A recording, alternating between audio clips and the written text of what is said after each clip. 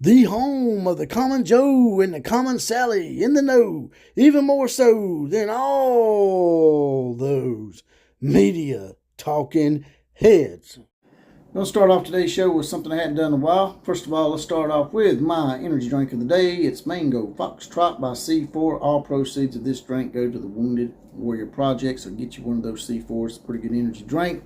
And random topic of the day, because we know that pushes buttons just a little bit. And I do like to push buttons a little bit, I must say.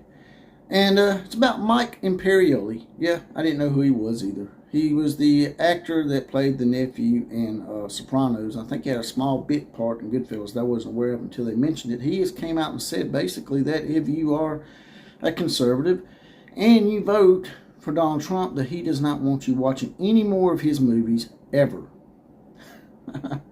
First of all, Mike, those movies that you're talking about, or that series, Sopranos, basically denigrates and kills gays and queers in that series. The whole series is about this, a few episodes about this, one of the Sopranos that was gay in the closet, and they end up killing him. So why don't you give up your royalties to that series for, gay awareness or pride or something like that? No, you're not going to do that, because you're just virtue signaling, and you're trying to, I guess, kickstart your little pathetic acting career that I didn't even know you were still around, man. I'll be honest with you. I haven't seen you anything else that really was that great outside of Sopranos. So it's people like you that make independents like me have to vote for Republicans. You see, I used to be a registered Democrat a long time ago.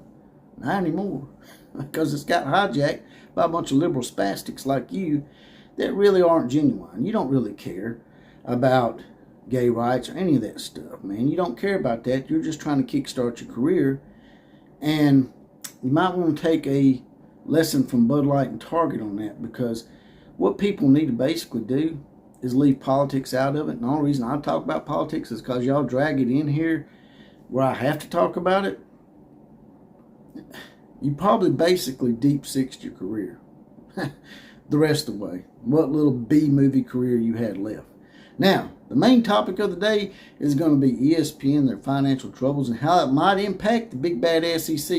People's wondering what could take the SEC down a notch, what could make it to where more conferences can win national championships, or lack of money or thereof could be one of those things. Also, I'm going to got a few tidbits about the Oklahoma Sooners as well. Their summer is speeding up exponentially well for them. So, let's talk about it.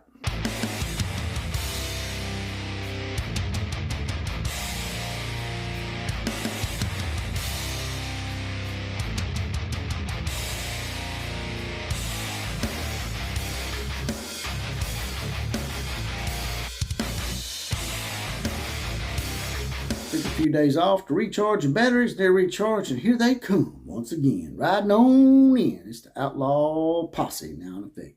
And the Outlaw Posse membership is now up to a whopping drinking age of 21. And Shane Moore has saddled up and mounted up, and he's ready to go. He's being deputized. Shane Moore now has his badge, as he is now in the Outlaw Posse. And if you want to be in the Outlaw Posse, all you got to do is hit that join button next to the subscribe button. It's now $2.99 a month, 75 cents a week. And if you're on an Apple phone, you'll have to go to your computer or your laptop because for some reason, Apple phones do not allow you to join YouTube channel memberships. Also, had a few great donations to the program as well. Brad Friend and Mike Spires donated to the program this past week. I appreciate the hell out of that. Now, this is the Outlaw College Football, and I can be located on Twitter at OCF Productions. Now, getting right to it. Seems like ESPN is running into some financial trouble, or at least their parent company, Disney, is. And Disney's having the same issues that we talked about with Mike Imperioli. They continue to do this political crap and thinking it's going to play for some reason. I don't get it. I don't understand. I mean, because the people that they're, the agendas they're trying to push, the perverted agendas that they're trying to push, are vastly in the minority as far as their clientele go. So if you're not pushing a product that your clientele wants, well, then this is what happens. But for some reason, they're still in that bubble that needs to be popped because they're basically just killing themselves. Now, this ain't like we're asking Disney or ESPN to be racist or be bigots. It has nothing to do with that. It's got to do with the more perverted angles. But that's another topic for another day. ESPN went out and fired a bunch of people. I'm going to throw up a screenshot here in a second to show you the list of people. And the list starts a little something like this. Jeff Van Gundy, Jalen Rose, Max Kellerman, Keyshawn Johnson, Todd McShay, Matt Hasselbeck, Susie Colbert, and David Pollock. Pretty big names in sports to be letting go because you're trying to save money. When you're out signing big contracts with the SEC and with Pat McAfee, man, something don't sound right to me. And then you want to keep Stephen A. Smith, who's probably one of the reasons why you're losing ratings. And Shannon Sharp's loudmouth ass. Nobody likes a loudmouth liberal spastic that tries to push their way on people. It tries to monopolize conversations, and that's exactly what Stephen A. Smith does, man. He just makes someone want to slap him. And they're like, well, he's the most popular. He gets the most ratings. Yeah, he gets their most ratings from those liberal spastics that are watching him, of course.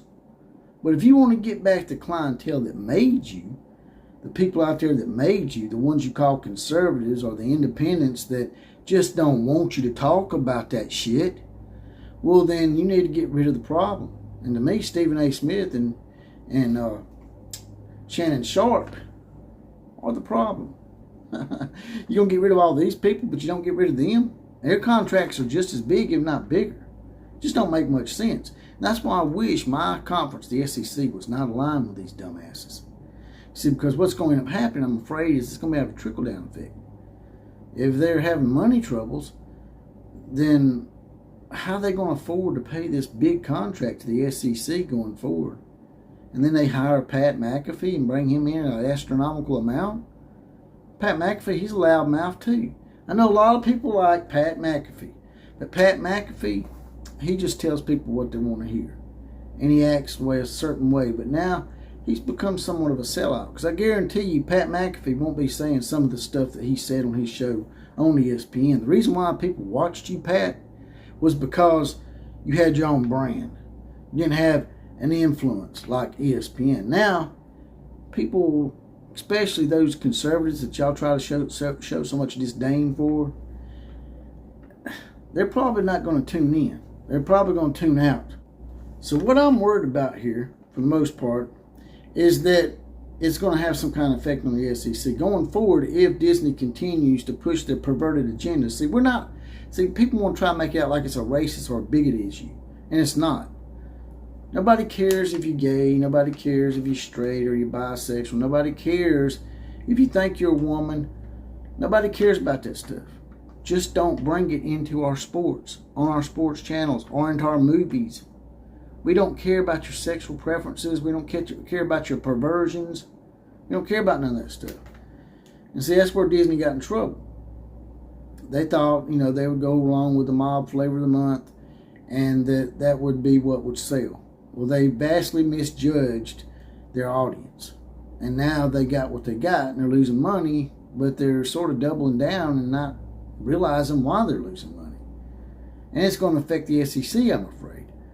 What if in the future they can't recover, and it doesn't look like they're going to recover, that they can't afford that SEC contract anymore? Where's the SEC going to go? Is ESPN going to splinter off and become their own company? Because that's probably the best avenue for ESPN if they could do that. Will the SEC in the future, maybe not right away, but I don't know, 5-10 years down the road, will they be having a problem with getting their money from ESPN and Disney? Will they be in the same situation as the Pac-12 or the ACC? Because I don't think Fox and NBC and CBS and all of them, I don't think they can afford to put out the money for the Big Ten and the SEC. I just don't see that happening. What do you guys and gals think? You think it's a possibility that these financial woes could trickle down eventually to the SEC? In a way, I hope they do, because I'd like to get out of ESPN. If we had another big name company to go to, I don't want to be like the Pac-12 and be begging for scraps and hoping Apple comes along and saves me and then don't. Can't even get San Diego State in the conference because you're a bunch of idiots. Drop in the comment section. Tell me what you think.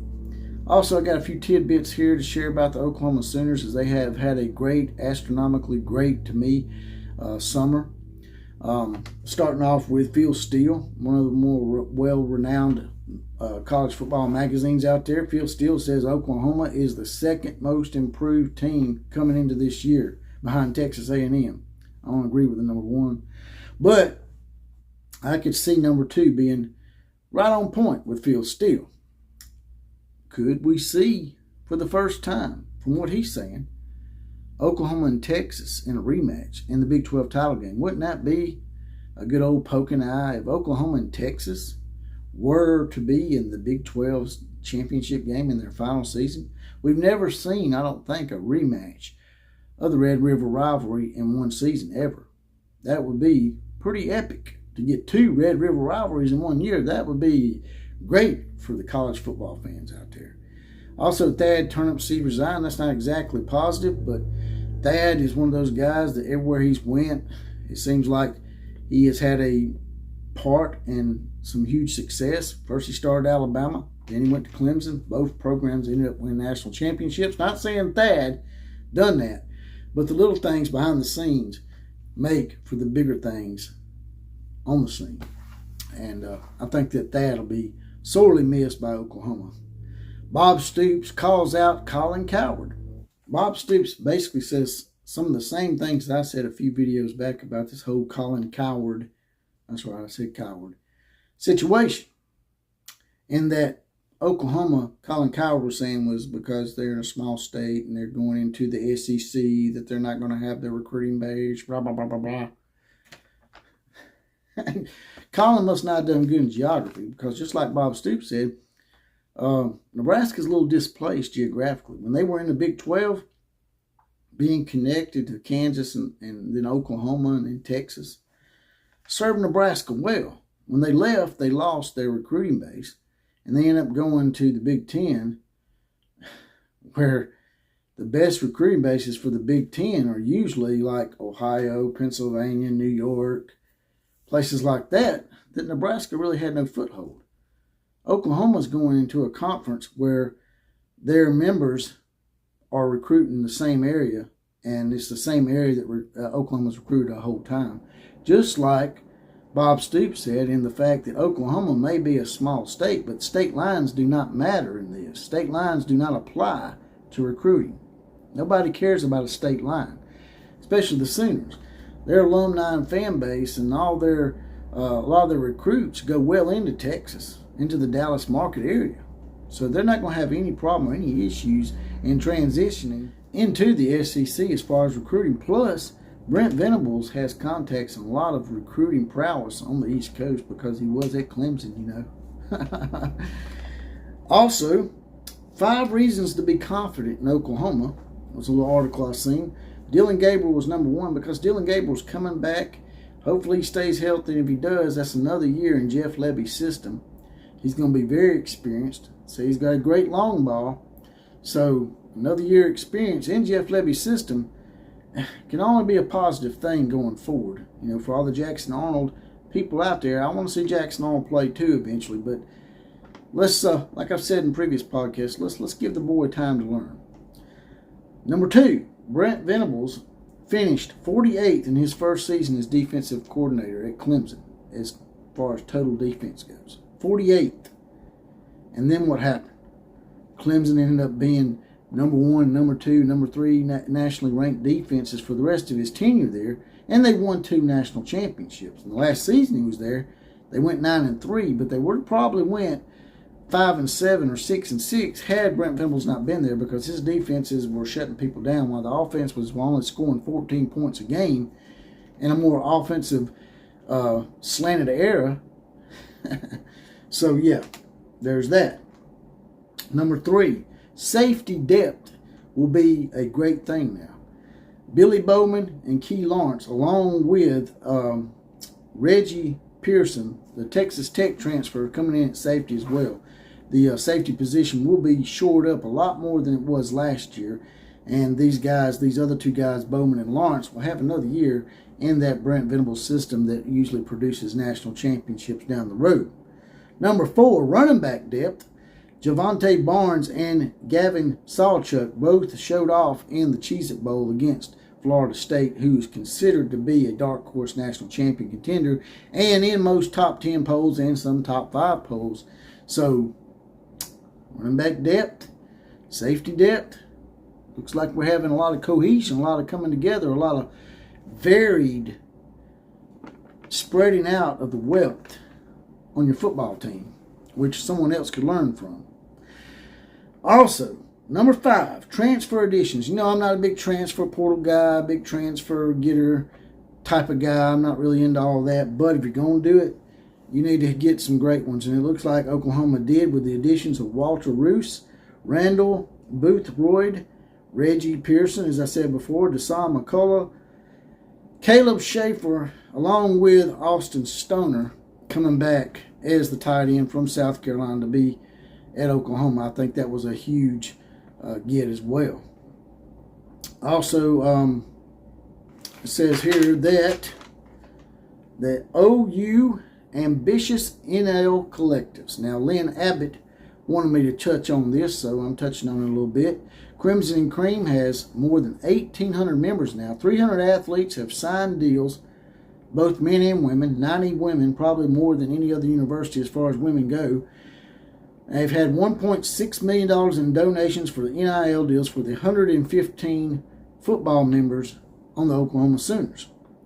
Also, Aaron Parks comes back from the transfer portal, which you don't see a lot of that. Once a player goes in the transfer portal, usually they don't come back. Just like Austin Stogner went to another team and came back. These people are coming back because they know that there's something great going on here. Just like those players knew.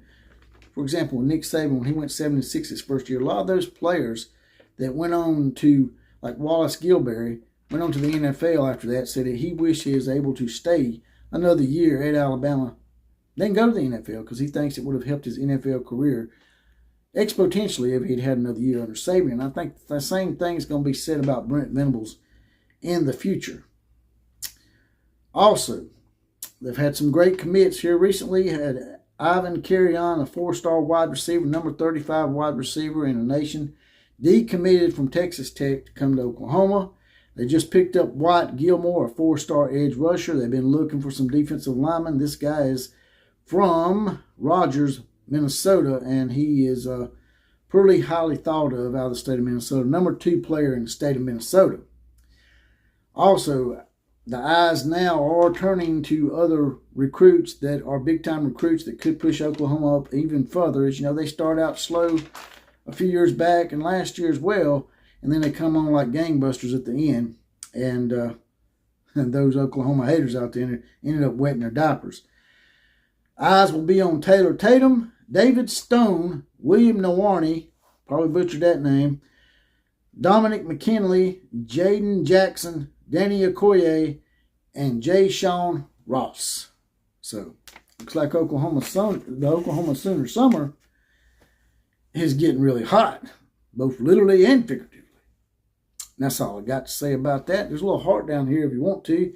You can throw a one-time donation into that heart thanks button. Also, as I said before, you have the Outlaw Posse now. It's $2.99 a month, 75 cents a week. Hit the join button, next subscribe button. If you're on an Apple phone, you'll have to go to your computer or your laptop. Like, share, comment, or subscribe to this channel. And as always, KMCA to all the other teams. Class is now officially dismissed.